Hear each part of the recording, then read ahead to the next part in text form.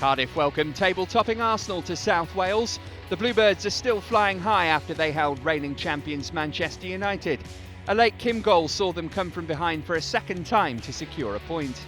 Having also beaten Manchester City in front of their partisan home support, the visit of the leaders will hold few fears for Malky Mackay's men. Arsenal returned to winning ways with a 2-0 triumph over Southampton a week ago. Olivier Giroud helped himself to a double in a result that extended the Gunners' lead at the top to 4 points. This clash sees the in-form Aaron Ramsey reunited with his former side, but Deputy Editor Jonathan Birchall expects it to be the Welshman's current club leaving with the points. I think if any of the big teams are going to get a result at Cardiff, I think it's probably going to be Arsenal. Aaron Ramsey's going to be inspired going back to his former club. Obviously City and United have dropped points there, but I think Arsenal just about sneak it with a 2-1 win.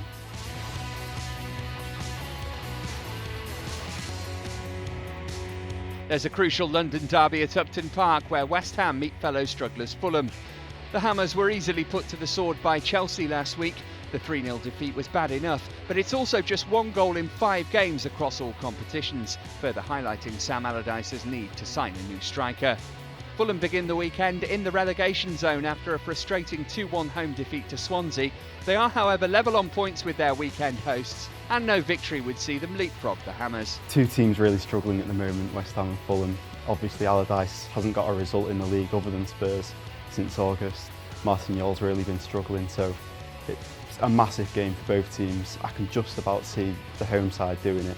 The crowd at Upton Park will really get behind the team, even if there's a bit of pressure on Allardyce, so a tight 2-1 win for West Ham.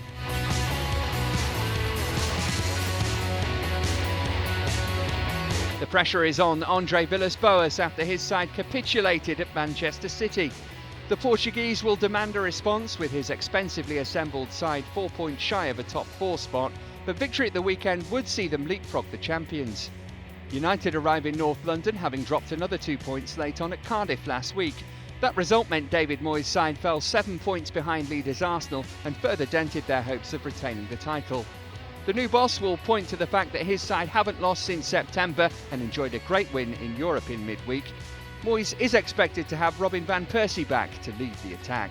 Depending on whether you believe the reports regarding Andre Villas-Boas or not, it's a massive game for both teams.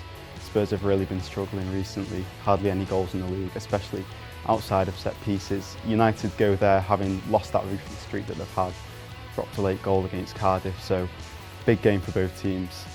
I can't really see either of them properly going for it because they're too scared of losing. Probably a 1-1 result.